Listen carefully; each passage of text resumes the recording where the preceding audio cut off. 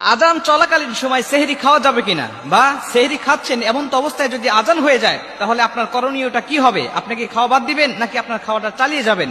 এই প্রশ্নটা আমাদের কাছে অনেকেই করে থাকে যে হুজুর আজান হয়ে যাচ্ছে, এমন তো অবস্থায় আমার প্লেটে এখনো খাবার আছে, আমার হাতে গ্লাস আছে, আমি এখন এই খাবারটা খাবো, পানিটা খাবো, নাকি আমি এখানে স্টপ করে দিয়ে আমি রোজা রাখা শুরু করে দেবো, আমি আর খাবো না? এই প্রশ্নটা আমাদের মাঝে অনেকেই করে থাকেন। আল্লাহ রাসূল সাল্লাল্লাহু আলাইহি ওয়াসাল্লাম আমাদেরকে একাধিক হাদিসের মধ্যে এই বিষয়গুলো আমাদেরকে জানিয়ে দিয়েছেন। যেমন আম্মাজান আয়েশা রাদিয়াল্লাহু তাআলা আনহা থেকে একটি হাদিস বর্ণনা করা রয়েছে। আম্মাজান আয়েশা রাদিয়াল্লাহু তাআলা আনহা বলছেন, তোমরা বেলালের আজান শোনার পরে খাবার চালিয়ে যাবে, বেলালের আজান শোনার পরেও তোমরা খাবার চালিয়ে যাবে যতক্ষণ না পর্যন্ত তোমরা উম্মে মাকতুমের আজানটা না শুনতে পাও। মানে হযরত বেলাল রাদিয়াল্লাহু তাআলা আনহু যখন আজান দিতেন তখন মানুষগুলোকে জাগানোর জন্য, সাহরি খাওয়ানোর জন্য, মানুষগুলোকে ঘুম থেকে জাগ্রত করার জন্য তিনি আজান দিতেন। তখন পর্যন্ত খাবে, কিন্তু যখন উম্মে মাকতুম আজান দিতেন ফজরের আজান, এই ফজরের আজান হয়ে গেলে তখন তো সুবহে সাদিক হয়ে যাবে, তখন তো ফজরের ওয়াক্ত শুরু হয়ে গিয়েছে, তখন আর এই মানুষটা আর সেহরি খাইতে পারবে না। যদি খায় তাহলে তার রোজাটা হবে না। এটা আল্লাহ রাসূল সাল্লাল্লাহু আলাইহি ওয়াসাল্লাম আবু দাউদ শরীফের হাদিসের মধ্যে তিনি এই হাদিসটা বর্ণনা করেছেন। তবে আল্লাহ রাসূল আমাদেরকে কিছু ছাড় দিয়েছেন। আল্লাহ রাসূল যেমন আবু দাউদ শরীফের 2350 নম্বর হাদিসের মধ্যে আবু হুরায়রা রাদিয়াল্লাহু তাআলা আনহু হাদিসটা বর্ণনা করেছেন।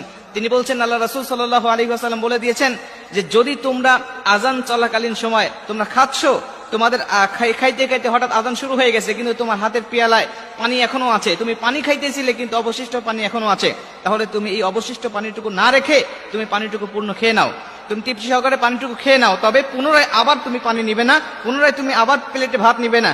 তুমি খাচ্ছ কিন্তু অবশিষ্ট সামান্য কিছু বাদ আছে যেটা তুমি খাইলে পরে সমস্যা হবে না, কিন্তু তুমি যদি আবার বেশি করে খাচ্ছ, আবার প্লেটে ভাত নিচ্ছ, বা প্লেটে অনেক ভাত আছে যা খাইতে তোমার সময় লাগবে, খাবার পাত্রে তুমি এক পাত্র পানি খাচ্ছ আবার পাত্রে নিচ্ছ, এরকম হলে পরে তোমার রোজাটা হবে না। আল্লাহ রাসূল সাল্লাল্লাহু আলাইহি ওয়াসাল্লাম আমাদেরকে একটা ছাড় দিয়েছেন।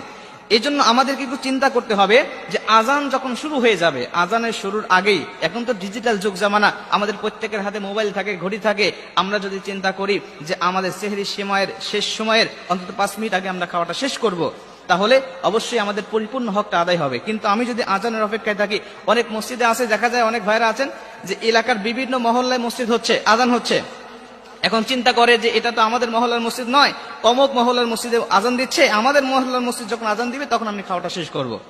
আবার যখন ইফতারের সময় হয়ে যায় তখন চিন্তা করে যে কোনো মসজিদ থেকে আজান শুরু হইলেই সে খাওয়া শুরু করে দেয়, মানে সুযোগ সুবিধা সে সন্ধান করতে থাকে সব সময়।